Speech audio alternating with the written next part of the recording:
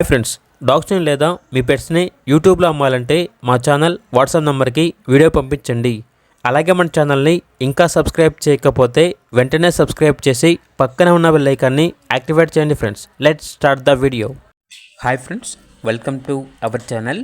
ఈరోజు మీకోసం top quality ఉల్లీ coat blue eyes Siberian husky puppy అనేది అమ్మకానికి అయితే తీసుకురావటం జరిగింది.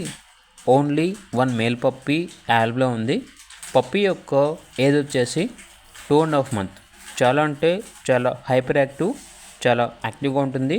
ఎటువంటి హెల్త్ ప్రాబ్లమ్స్ అనేవి ఏమీ లేవు.